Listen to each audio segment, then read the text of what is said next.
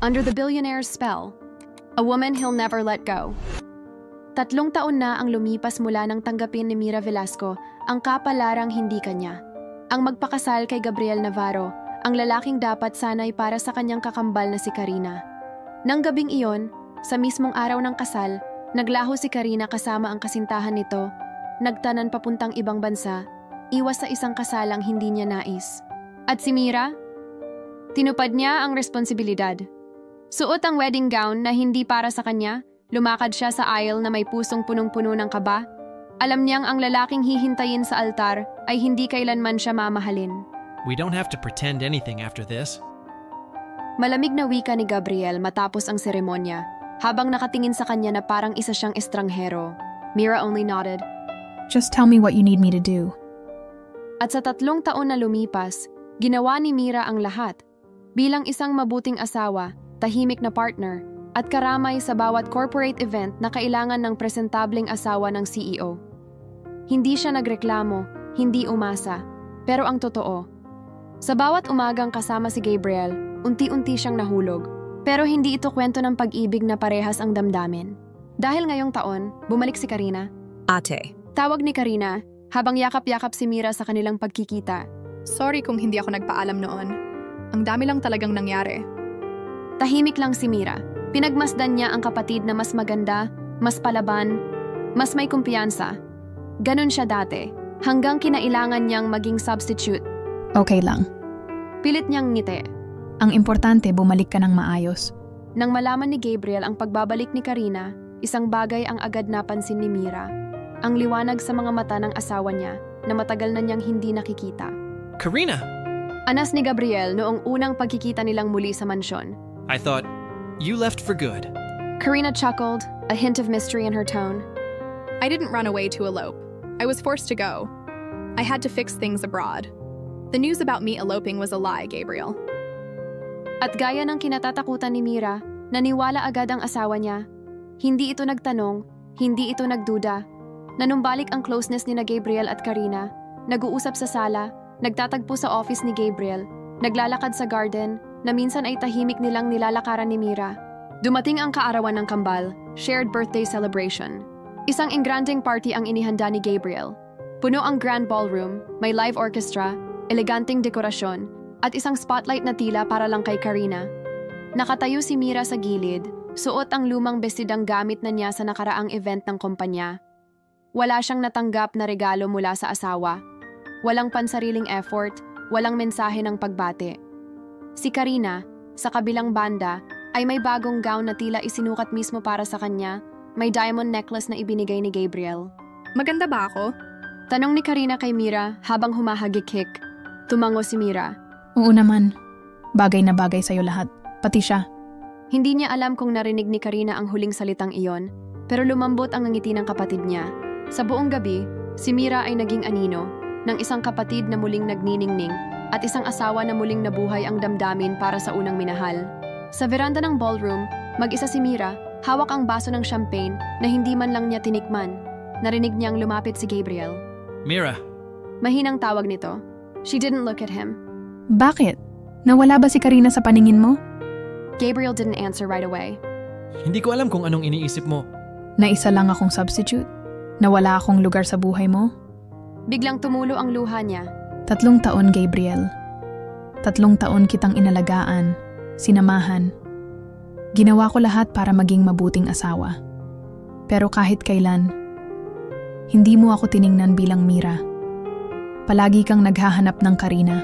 Tahimik ang gabi, pero mas maingay ang tibok ng puso ni Mira. Nagsiselos ako. Oo, selos na selos. Kasi pakiramdam ko, kahit kailan, hindi ako naging sapat para sa'yo. Humigpit ang hawak ni Gabriel sa baso niya. Hindi totoo yan. Hindi ba? Lumingon si Mira. Naglakas loob siyang tumingin sa lalaking minahal niya ng palihim. Kailan mo akong binigyan ng regalo? Kailan mo ako piniling ipaglaban? Lagi na lang ako yung narito dahil wala kang choice. Bago pa siya makasagot, tinalikuran na siya ni Mira. Iniwan ang lalaking hindi kailanman natutong umibig sa kanya.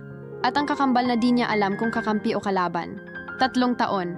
3 taon ng katahimikan. 3 taon ng paglimot ni Mira Velasco sa sarili niyang damdamin para lang maitaguyod ang isang relasyong hindi kanya.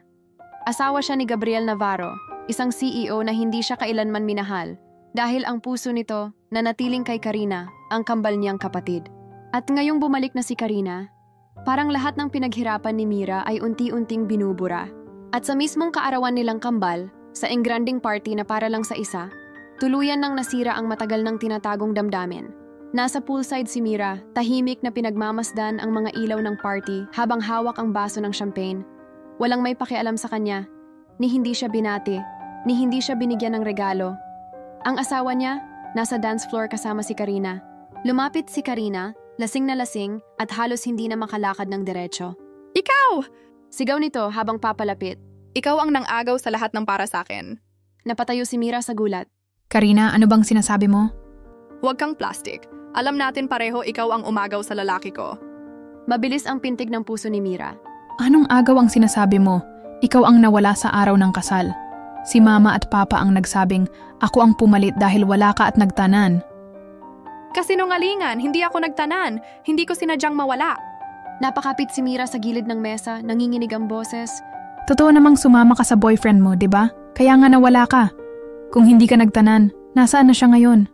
Don't tell me, iniwan ka na niya? Pagkatapos mong talikuran ng lahat? Galit na galit si Karina. Wala kang karapatang husgahan ako. Sinasabi ko lang ang totoo.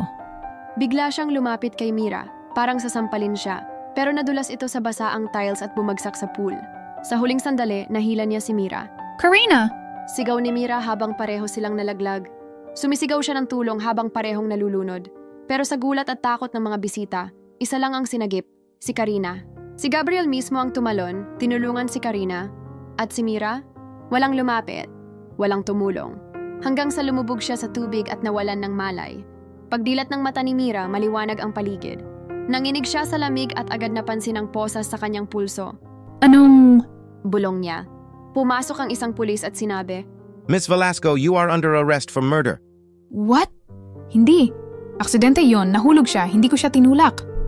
Ngunit wala ni isang nakinig sa kanya. Pumasok si Gabriel, galit ang bawat hakbang. Pinatay mo siya. Pinatay mo ang sarili mong kapatid. Gabriel, maniwala ka. Hindi ko siya tinulak. Nadulas siya at nahulog. Hinila niya ako.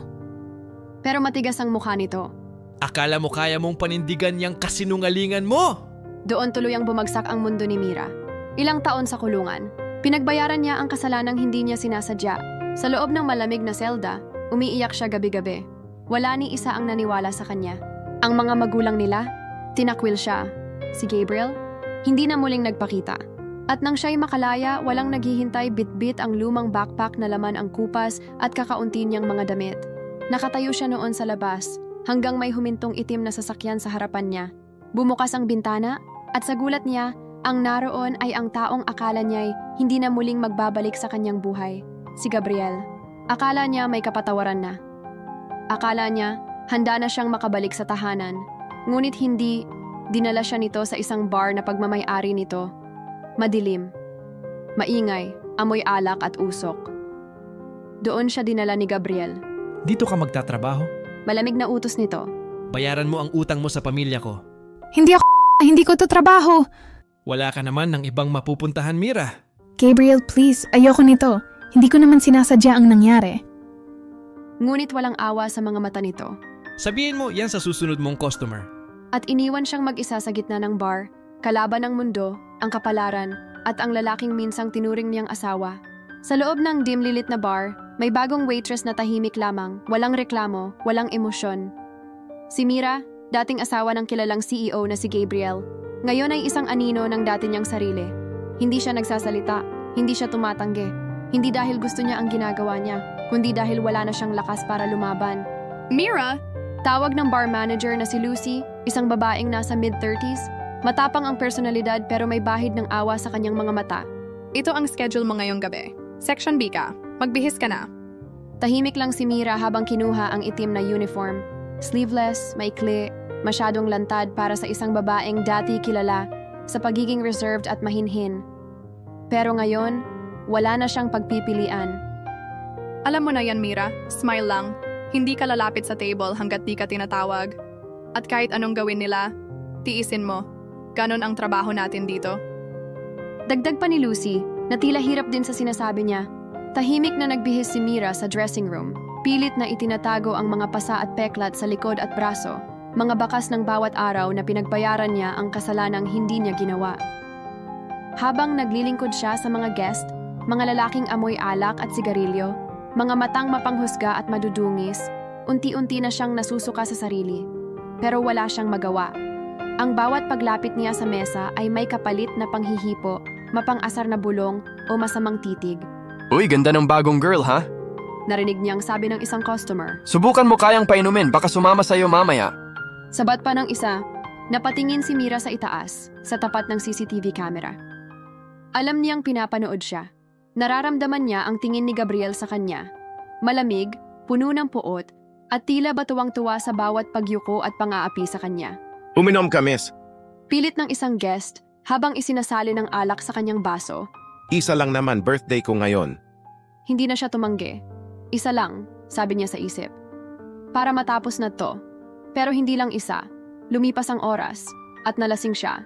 Hindi na malinaw ang paningin niya at parang lumulutang ang kanyang katawan.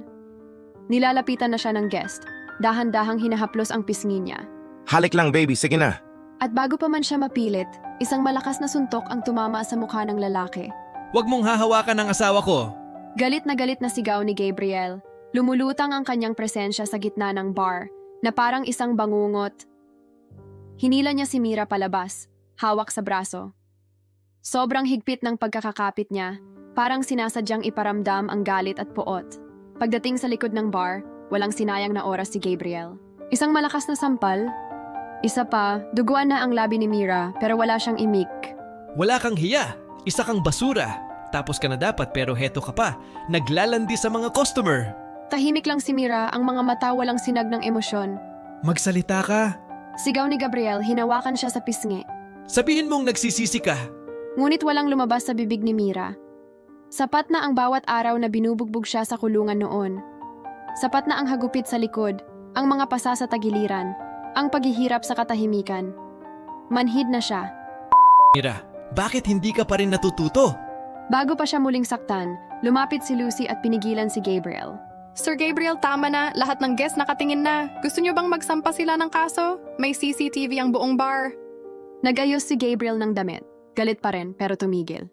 Dalhin mo siya sa dressing room. Utos nito kay Lucy. Tingnan mo kung may magagamit pa sa kanya. At iniwan sila sa likod, walang kahit anong pakialam kung duguan man o wasak na si Mira. Sa dressing room, tinulungan siyang umupo ni Lucy. May dala itong yelo at tuwalya. Hindi nararapat sa'yo ang ganito, Mira. Mahinang wika ng manager. Pero kung magpapakatanga ka pa rin sa kanya, hindi ko na rin alam. Tahimik si Mira. Hinawakan ang yelong ibinigay sa kanya, pinatong sa pisngi. Gusto ko lang matapos na ang lahat. Mahina niyang sabi, halos bulong. Pero hindi ko alam kung kailan pa. Okay lang ako. Mahina ngunit pilit na sabi ni Mira, habang pinapahiran ni Lucy ang sugat sa kanyang pisngi. Pero kahit nagsalita siya, alam ng lahat sa silid na hindi totoo yon. Ang mata niyang walang sigla, ang katawan niyang nanginginig, at ang katahimikang halos sumigaw ng tulong. Lahat ng iyon ay nagsasabing, hindi siya okay. Maya-maya lang, bumukas ang pinto at pumasok si Gabriel. Leave us. Malamig na utos niya kay Lucy. Saglit lang na tumingin si Lucy kay Mira, na parang gustong tumutol, pero walang nagawa. Tumango siya at lumabas ng dressing room, iniwan ang mag-asawa sa tensyonado at tahimik na silid. Nasa gilid ng lamesa si Mira, paakyat na sana mula sa silyang kinauupuan niya, nang bigla siyang hilahin ni Gabriel. Ah, Gabriel, ano ba? Tumama ang likod niya sa malamig na pader, at sa isang iglap lang, hinalikan siya nito, mainit, mabilis, mapusok, walang lambing, parang pag-angkin, parang parusa, at gaya ng lahat ng bagay sa buhay ni Mira nitong mga huling taon, walang kasamang damdamin. Pagkaalis ng labi nito sa kanya, nagtama ang mga mata nila. Saglit na katahimikan, walang paliwanag, walang emosyon sa mukha ni Gabriel. Magpahinga ka na. Maikling sabi nito, malamig at walang pakiramdam. May trabaho ka ulit bukas. At bago siya tuluyang lumabas, dumaan muna ang asawa sa may pinto at saka lumingon muli. Huwag kang lalabas nang wala akong utos. At kung ayaw mong bumalik sa kulungan, sumunod ka sa lahat ng pinapagawa ko. Sa bodega, doon siya naka-assign matulog. Hindi sa bahay, hindi sa kwartong minsang naging kanya, kundi sa lumang storage room sa likod ng bar, walang kama, walang kumot. Karton lang ang sapin niya sa malamig na sahig, at ang lumang backpack niya ang tanging unan. Pumikit siya, pero hindi siya dinalaw ng antok agad. Naalala niya ang halik, ang biglaan, ang walang dahilan. Bakit? Tanong niya sa sarili habang nakatitig sa dilim. Ni minsan, sa loob ng kulungan, hindi siya dinalaw ni Gabriel. Sa 3 taong pagsasama nila, hindi siya nito hinalikan ng may halong damdamin. At nung bumalik si Karina, para siyang hangin sa paligid ng asawa niya. Pero ngayong ganito siya, basag, wala ng karapatan, alipin ng galit at puot. Bakit ngayon siya hinalikan? Kasama ba yun sa parusa mo sa akin? Mahinang tanong niya sa sarili, ramdamang pait sa lalamunan. Niyakap niya ang sarili, pilit pinipigilang umiyak. Kasi kahit luha, tila nagsasawa na rin siyang ilabas. Kinabukasan, gaya ng dati, maagang nagising si Mira. Wala pang araw ay nagsimula na siyang maglinis sa loob ng bar. Pinupunasan ang lamesa, tinatapon ang mga bote ng alak, pinupulot ang mga basag na salamin. Para siyang multo, walang pakiramdam, walang tinig, sunod-sunuran. Pagkatapos ng paglilinis, nagbihis na siya ng ordinaryong uniforme ng mga waitress. Pero bago pa siya makalabas ng dressing room, tinawag siya ng manager. Mira, halika nga dito. Paglapit niya, nilahad ni Lucy, ang manager, ang isang maliit na kahon ng costume, isang itim na damit, halos kulang na sa tela. May special guest tayo ngayon. Gusto ni Mr. Chua ng konting aliw, kaya yan ang suotin mo. Napakurap si Mira. Pero, ma'am, di po ba pang ibang girls po yan? Hindi naman po ako sumasayaw. Mira, wala ka sa posisyon para tumanggi. Singit ng isa niyang kasamahan, habang nakataas ang kilay. Isang gabi lang yan, huwag ka nang mag-inarte. Gusto man niyang tumutol, wala siyang lakas. Kaya suot ang kahihiyan, tumayo siya kasama ang ibang babae sa harap ng VIP room. 3 babae ang kailangan. Pumili si Mr. Chua, isang lalaking may malaking tiyan, makintab na buhok, at may hawak pang makapal na pera. Ikaw, at Tinuro siya. ikaw. Kumunot ang noo ni Mira. Hindi siya makakibo. Gusto niyang umatras pero tinulak siya ni Lucy. Magsayaw ka na lang, girl. Baka bigyan ka pa ng limpak-limpak dyan. Hindi po ako marunong magsayaw. Mahina niyang sabi. Pero tinawanan lang siya ni Mr. Chua. Hindi problema yan, basta sumunod ka lang. Pagpasok nila sa loob, pinatay ang ilaw at nagsindi ng dim red lights. Tumatak ang tunog ng slow, seductive beat. Hubarin mo na yan. Utos ng guest. Po? Gulat niyang sabi. Hubad, para masaya tayo. Sabay lingon sa manager. You said she's trained. Nanginig si Mira. Hindi niya kaya, nilapitan niya ang pinto, nagmadaling buksan iyon upang makalabas. Pero pagbukas niya, bumungad ang lalaking pinakahuling gusto niyang makita sa ganoong sandali, si Gabriel. Saan ka pupunta? Malamig nitong tanong. Please, ayoko na po. Mangiyak-ngiyak niyang sagot, ngunit hinila siya ni Gabriel pabalik sa loob. Pasensya na po. Sabi niya kay Mr. Chua. Nahihiya lang yan. Sasayaw yan. Ako na ang bahala. Tumango si Mr. Chua at naupo. Very good. Si Gabriel naman ay tumabi sa pader, nagsindi ng sigarilyo. Hubad na. Utos ni Mr. Chua, pero hindi gumalaw si Mira. Napakapit siya sa laylayan ng kanyang suot. Ayoko po, please. Wag naman po. Lumapit si Gabriel, walang emosyon ang mukha. Bigla siyang sinampal. Sumunod ka! Galit na galit ang tinig nito. Nang hindi pa rin siya gumalaw, tinapon ni Gabriel ang sigarilyo, diretso sa hita niya. Ah! Sigaw niya sa sobrang sakit, habang napaupo sa lapag, nanginginig, sunod-sunod ang luha. Nanginginig ang kamay niyang hawak ang balat na parang sinusunog ng apoy. Tama na. Sigaw ni Mr. Chua, bigla siyang tumayo. If she doesn't want to dance, don't force her. Kayo na lang ang sumayaw. Sabay turo sa 2 pang babae, tahimik si Gabriel. Pero hindi doon natapos ang galit niya. Lumapit siya kay Mira, sinabunutan siya ng mariin, at walang pakialam na hinila siya palabas ng silid. Sa hallway ng bar, bit-bit siya ng asawa niya na parang walang buhay na manika. Nakayuko lang si Mira, ni hindi man lang lumalaban. Ang mga luha niya, walang tigil. Para siyang robot, hiningang wala ng silbi, malakas ang buhos ng ulan sa labas ng gusali. Basang-basa na siya, nanginginig sa lamig habang nakaupo sa sementadong gilid ng bodega. Kanina lang ay kinaladkad siya ng asawa niya palabas, galit na galit ito. Sa labas ka matutulog ngayong gabi. Mariing sabi ng lalaki bago ito bumalik sa loob at isinara ang pinto sa mukha niya. Walang kama, walang bubong, walang pagkain. Wala. Wala siyang lakas para magreklamo. Nanghihina na siya. Wala rin siyang suot kundi ang manipis niyang damit na basang-basa na. Sumubok siyang kumatok sa pinto. Pakiusap, pagbuksan mo naman ako. Pero wala. Ni Kaluskos ay walang narinig sa loob. Umupo na lang siya muli, niyakap ang sarili at pinilit pigilan ang panginginig. Unti-unti nang nanlalabo ang paningin niya, dala ng gutom at lamig. Maya-maya, isang anino ang lumapit. May hawak itong payong. Nang unay inakala niyang ang asawa niya iyon, baka naawa. Pero nang lumapit ito, iba. Isang estranghero, matangkad, nakasuit, may itsura, maamo ang tingin. Miss, okay ka lang ba? Tanong nito habang iniabot ang payong sa kanya at isinabit ang coat nito sa balikat niya. Hindi siya makapaniwala. Napatingin siya sa lalaki, di makapagsalita agad. Salamat. Mahina niyang bulong. Napansin ng lalaki ang sugat sa hita niya, duguan, may kalmot at galos. Duguan ka. Kailangan mong dalhin sa ospital. Umiling siya, Huwag na po. Okay lang ako. tiningnan siya nitong mabuti. Diyan ka ba nagtatrabaho sa loob? Sabay turo sa bar. Tumango siya. Bakit nasa labas ka sa ganitong oras? Napayuko siya nahihiyang sagutin. Hindi raw nasatisfy yung customer, kaya pinarusahan ako. Tumahimik ang lalaki, waring hindi makapaniwala. Ako nga pala si Alexander. Ikaw, anong pangalan mo? Sabay lahad nito ng kamay. Ako po si Mira. Tumango ito ng marahan, tila sinusuri ang sitwasyon. Magkano ka? Tanong nito. Napatingin siya agad gulat. Ha? Magkano ang gabi mo?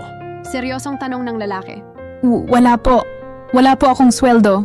Pinatitira lang ako dyan. Napailing ang lalaki at tumawa. Hindi dahil naaaliw kundi dahil sa pait ng narinig. Hindi yon ang tinutukoy ko. Ika ng lalaki. Ang ibig kong sabihin, magkano ang bayad sa'yo, sa katawan mo? Hindi siya agad nakasagot. Wala siyang ideya. Wala naman siyang tinanggap kailanman, kahit 5. Hindi ko po alam. Maya-maya pa, lumapit ang driver ng lalaki. Sir, alis na po tayo? Tumango ito. Pero bago lumakad papasok ng sasakyan, lumingon ulit ito sa kanya. Magkikita pa tayo ulit. Mahinahong sabi nito. Iniwan ito sa kanya ang coat at payong. Hindi niya napigilang mapaiyak habang pinapanood itong papalayong sakay ng mamahaling sasakyan. Ngayon lang siya may nakilalang taong naging mabuti sa kanya, na hindi humingi ng kapalit. Habang hawak ang laylayan ng coat at nakasilong sa payong, doon siya unti-unting nakatulog sa gitna ng ulan, habang ang puso niya ay puno ng katanungan at munting pag-asa. Nagising siya na para bang hindi niya kilala ang paligid. Malambot ang kutsyon sa ilalim niya, at ang amoy ng malinis na bedsheet ay malayong malayo sa amoy ng alikabok sa lumang bodega kung saan siya natutulog. May suot siyang bagong damit, maluwag na oversized shirt at cotton shorts. Dahan-dahan siyang umupo, kita sa kanyang mga mata ang kalituhan. Saan ito? Mahinang tanong niya sa sarili habang sinusuyod ng tingin ang silid. Puting pader, kurtinang beige, isang side table na may basong tubig at thermometer. Pagbukas niya ng pinto, hindi pa siya nakakalabas nang bigla siyang salubungin ng isang malakas na sampal. Wala kang hiya! Mariing sigaw ng asawa niya, si Gabriel. Nakakunot ang noo nito, namumula ang mukha sa galit. Ang kapal ng mukha mong makipaglandian sa ibang lalaki. Napasinghap siya, hindi dahil sa sakit ng pisikal na tama, kundi sa sakit ng paratang. Agad pumasok sa isip niya ang estrangherong lalaki kahapon, yung nag-abot sa kanya ng coat at payong habang pauwi siya, basang-basa sa ulan. Walang masama sa nangyari. Hindi niya nga alam ang pangalan ng lalaki. Isang mabait na tao lang ito na tumulong. Pero anong laban ng paliwanag kung wala namang gustong makinig? Hindi na siya nagsalita. Hindi na rin siya lumaban. Napayuko na lang siya habang patuloy ang panlalait ng asawa niya. Wala kang kwenta. Konting bait lang ng lalaki, bumibigay ka na. Pinapahiya mo ko. Simula ngayon, dito ka lang sa kwartong to. Wala kang karapatang lumabas hanggat di ako nagsasabi. Naintindihan mo? Hindi siya tumango. Hindi rin siya umiling. Nanatili lang siyang tahimik, mga luhay tahimik na bumabagsak sa pisngi. Muli itong tumalikod at bago pa tuluyang lumabas ng pinto, narinig niyang ikinandado ito mula sa labas. Umiikot ang kanyang paningin.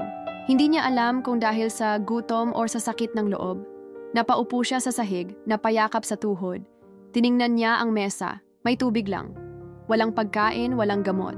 Uminom siya, pilit nilunok ang malamig na tubig para mapuno kahit papano ang kumakalam niyang sikmura.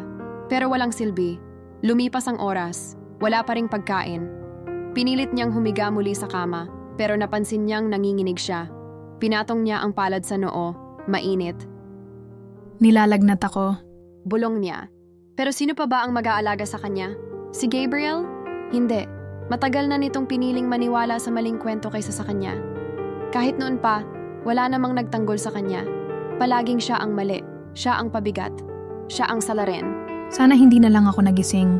Mahina niyang bulong habang pinipigil ang panginginig ng katawan. Pagod na ako. Sa lahat. Sa sakit. Sa paninisi. Sa pagiging walang halaga. Muling pumikit ang kanyang mga mata. Hindi para matulog, kundi para takasan kahit saglit lang. Ang mundong tila wala ng puwang para sa kanya. Gabi na nang dumating ang asawa niya. Lasing at masama ang timpla.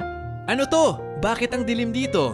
Sigaw ng lalaki pagkapasok sa maliit nilang apartment. Hindi makasagot si Mira. Nasa sulok lang siya ng sofa, hindi na halos makatayo. Nanginginig na siya sa init ng katawan, pawis na pawis at nilalagnat. Maghapon siyang walang kain, walang lakas. Mira! Wala ka ng silbi. Ilaw lang? Di mo pa mabuksan? Tuloy-tuloy ang mura ng asawa niya habang binubuksan ang ilaw at padabog na init siya ang bag sa lamesa. Gustong magsalita ni Mira. Gusto niyang ipaliwanag, pero nang bumangon siya, biglang umikot ang paningin niya. Tumayo siya sa pamimilit. Pero hindi na kinaya ng katawan. Nahulog siya sa sahig, nawala ng malay.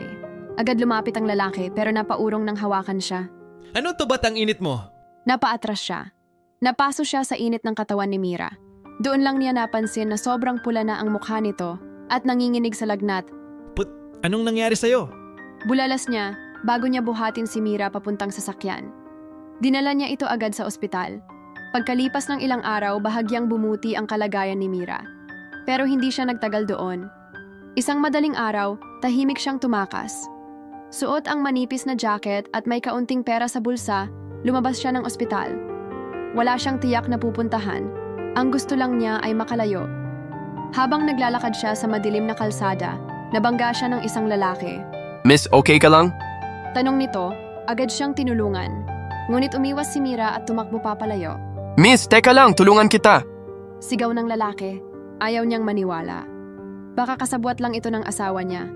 Kaya tumakbo pa siya ng mas mabilis. Pero huli na. Nakita na siya ng lalaki, ang kanyang asawa. Mira! Pinilit siya nitong hatakin at kahit pilit siyang nagpupumiglas, wala siyang lakas. Bitawan mo ako. Iyak ni Mira pero walang nakarinig, walang tumulong. Ibinalik siya sa bar kung saan siya pinagtatrabaho ng asawa niya. Pagpasok pa lang nila, agad siyang itinulak nito sa sahig. Maglinis ka ng CR, tamad kang babae. Sigaw ng asawa niya. Sir, Sabi ng manager na si Lucy, may sakit pa ho siya. Baka pwedeng pagpahingahin muna siya. Walang pahinga-pahinga. Wala akong pakialam kung mamatay siya dyan. Linisin niya yan ngayon. at umalis na ang lalaki. Tahimik lang si Mira. Hindi na siya umiiyak, tila bang nauubos na rin ang luha niya. Pero maya-maya lumapit sa kanya si Lucy. Huwag mo nang gawin yan, Mira. Ako nang bahala. Pinaupo siya nito sa staff room. Upo ka muna rito. Kain ka muna. Nilapag nito ang mainit na sabaw at tinapay sa harapan niya. Nagulat si Mira. Salamat po. Wala yun. Naawa na talaga ako sa'yo, Mira. Ani Lucy habang nagkakape sa tabi niya. Nakita kita nung isang gabi sa labas. Basang-basa ka ng ulan. Nilalagnat ka. Dinala kita sa loob, ako ang nagpalit ng damit mo. Doon ko nakita ang mga sugat mo. Tahimik si Mira. Nanginginig ang mga kamay habang hinahawakan ang kutsara. Araw-araw akong sinasaktan sa kulungan. Tugon si Mira, mabagal, mahina. Ni isa walang dumalaw sa akin. Wala ring naniwala. Akala nila tinulak ko ang kambal ko sa pool. Pero di ko magagawa yon. Hindi ko kayang pumatay. Napakagatlabi siya. Pilit pinipigil ang luha. Pero sana nga ako na lang ang nawala. Para hindi na ako nagkaganito. Hindi na nakatiis si Lucy. Lumapit ito at mahigpit siyang niyakap. Hindi mo deserve to, girl. Hindi ikaw ang may kasalanan at hindi ka nag-iisa. Doon na bumigay si Mira. Sa unang pagkakataon, sa matagal na panahon, may yumakap sa kanya. Hindi para saktan siya, kundi para damayan. Doon siya na-assign sa bar counter ng club, isang maliit na espasyong puno ng amoy ng alak, sigarilyo, at ng pagod na mga pangarap. Araw-araw ay pare-pareho ang ginagawa niya. Magpunas ng baso, mag-ayos ng bote, ngumiti kahit pagod na, kahit puno na ng pasa ang kaluluwa niya. Dito ka muna, mas madali ito kaysa sa pagsasayaw. Safe ka pa. Bulong ni Lucy sabay tapik sa likod niya. Salamat po. Mahinang sagot niya habang pinipilit maging kalmado ang tibok ng puso. Biglang pumasok sa bar ang isang lalaking suot ang signature suit nito. Halatang may pera. Tahimik itong lumapit sa counter at ngumiti sa kanya. Hindi siya customer na naghahanap lang ng alak. Iba ang tingin nito, may lalim, may plano. Kamusta ka na? Tanong ng lalaki, si Alexander. Napatigil siya sa pagpupunas ng baso. Ayos lang po. Seryoso ako sa sinabi ko nung isang gabi. Sabi ni Alexander, habang tinatanggal ang wristwatch niya. Gusto kitang tulungan. Napalunok siya. Anong kapalit? Diretso ang titig nito. Bigyan mo ako ng anak. Napaatras siya, hawak pa rin ang basong pinupunasan. May asawa ako. Biglang sumabat si Lucy na lumapit sa kanilang dalawa. Alam namin, pero kaya ka naming ilayo. Makakalaya ka sa lugar na to. Hindi siya agad nakasagot. Napuno ng kaba ang dibdib niya. Pag-iisipan ko po. Ayokong may mapahamak. Lahat ng tumutulong sa akin, napapahamak. Lumapit ulit si Alexander, halos bulong na. Iba ako sa kanila. Ngayon pa lang pwede na kitang itakas dito. Pero nasa iyo ang desisyon. Pag-isipan mong mabuti. Gabing iyon, habang nakahiga siya sa manipis na kutsyon sa quarters ng mga babaeng empleyado, paulit-ulit sa utak niya ang mga sinabi ni Alexander. Isang kalayaan para sa kanya. Pero bago pa siya makatulog, biglang bumukas ang pinto ng malakas. Mira! Napabangon siya. Si Gabriel. Ang asawa niya. Lasing. Mabigat ang mga hakbang. Nanlilisik ang mata. Gabriel, wag dito. May ibang tao. Hindi siya pinakinggan. Hinila siya nito palabas ng kwarto, patungo sa isang silid sa likod ng bar, ang billiard room. Isinara nito ang pinto at ikinandado. Kahit wala ako, alam ko ang kalandian mong ginagawa. Akala mo ba? Di ko napansin? Sabi ko sa'yo, huwag kang lalapit sa lalaking yon. Wala akong ginagawa. Nag-uusap lang kami. Isang malakas na sampal ang gumising sa kanya sa katotohanan. Wala siyang ligtas. Nasira ang suot niyang blouse sa lakas ng paghila ni Gabriel. Hinubad nito ang sariling damit. Binuhat siya at pinilit ihiga sa ibabaw ng billiard table. Gabriel, tama na. Please. Umiiyak siya, nagpupumiglas. Pero malakas ito. At sa mga sumunod na sandali, pinunit ng galit at pagnanasa ang katahimikan ng silid.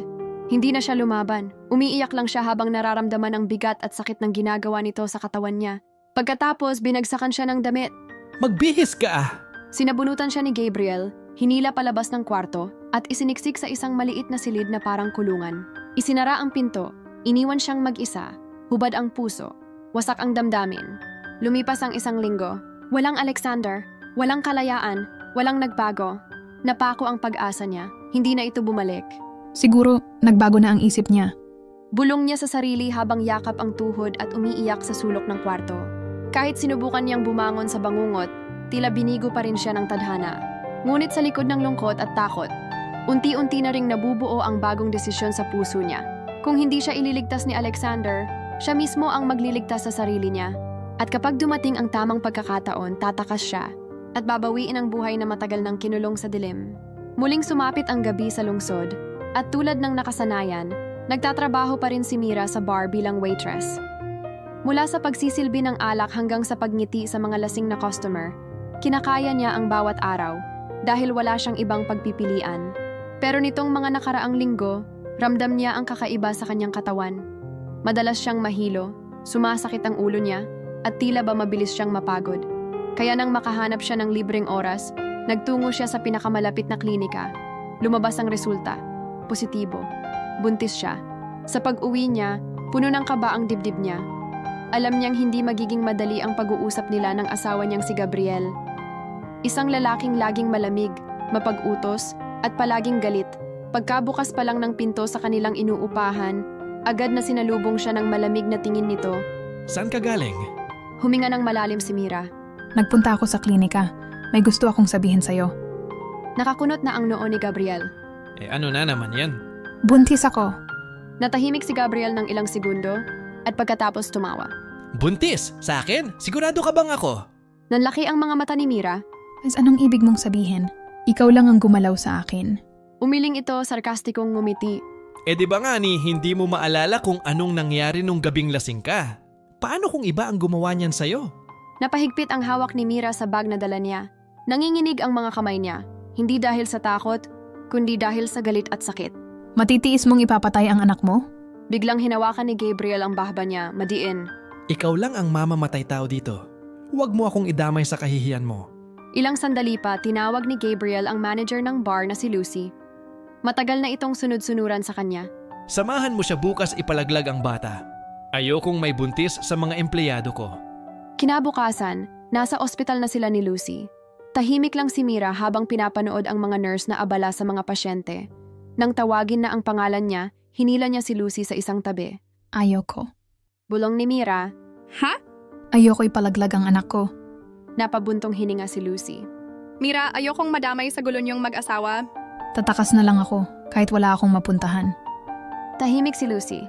Ilang saglit pa, binuksan nito ang bag at inabot ang ilang libong piso. Ito lang ang kaya kong ibigay. Magpakalayo ka na. At wag ka nang babalik dito. Ako na ang bahala sa asawa mo. Namuo ang luha sa mga mata ni Mira. Hindi niya inasahang may awa pa ring natira sa ibang tao para sa kanya. Salamat, Lucy. Salamat. Sumakay siya ng bus pa probinsya, dala lamang ang maliit na bag at ang panibagong buhay na tumitibok sa kanyang sinapupunan. Wala siyang tiyak na pupuntahan, pero alam niyang kailangang lumayo para sa kanya at para sa batang walang kasalanan. Habang nakadungaw siya sa bintana ng bus at pinagmamasdan ang unti-unting paglubog ng araw, tahimik siyang nagdasal. Panginoon, gabayan mo ako. Bigyan mo ako ng lakas. Dahil simula ngayon, ako na lang ang meron sa anak ko. Pagkalayo ni Mira sa dating buhay niya, wala siyang tiyak na direksyon, dala lang ang kaunting pera, kaunting gamit, at ang sanggol sa sinapupunan niya. Sa sobrang pagod at gutom, napadpad siya sa isang liblib na lugar, sa gitna ng mga bukirin. Doon siya naupo sa ilalim ng punong mangga at hindi na malayang nakatulog. Ilang sandali pa, isang matandang babae ang lumapit sa kanya. May hawak na baston at may kasamang aso. Iha, bakit dito ka natutulog? Tanong ng matanda, may pag-aalalang bakas sa mukha. Dahan-dahang dumilat si Mira. Pasensya na po, wala po akong mapuntahan. Buntis po ako. Wala na rin pong pamilya. Tumango ang matanda. Halika, sumama ka sa akin. Hindi ko hahayaang dito ka lang sa ilalim ng puno. Delikado yan. Nalaman ni Mira na ang pangalan ng matanda ay Aling Mercedes at isa itong mayamang may-ari ng mga lupain at negosyo sa lalawigan. Wala itong asawa at tanging anak at apo na lang ang natitira sa kanya. Aalagaan kita at ang anak mo. Pero wag mong sayangin ang buhay mo, Mira. Seryosong sabi ni Aling Mercedes habang inaabot ang sobre ng pera sa kanya. Po, pero ang dami po nito. Gulat na reaksyon ni Mira. Puhunan yan. Gamitin mo para makabangon ka. Gamit ang perang ibinigay, nagtayo si Mira ng maliit na tindahan ng bigas. Sa tulong ng ilang kaibigan ng matanda, lumago ito at naging supplier ng mga karinderya at palengke.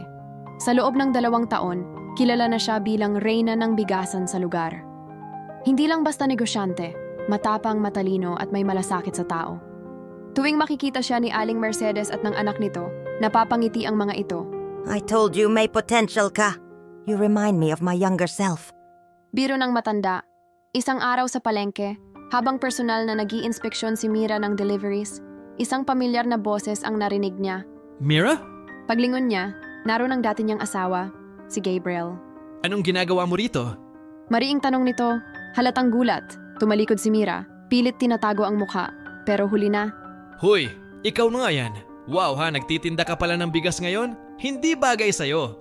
Panlalait ni Gabriel, marami ang napalingon sa sigawan nila, pero hindi na si Mira ang mahina at iyaking babae noon.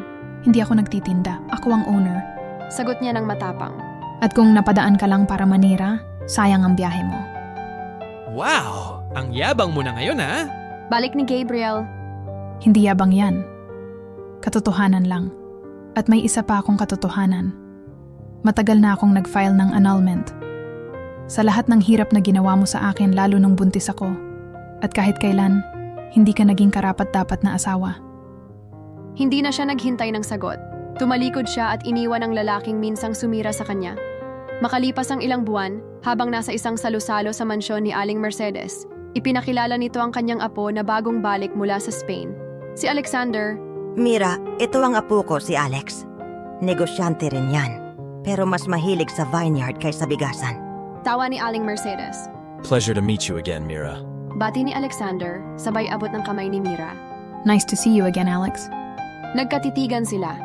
May kung anong tahimik na koneksyon ang bumalot sa kanilang dalawa. Masaya siya na makita muli si Alexander.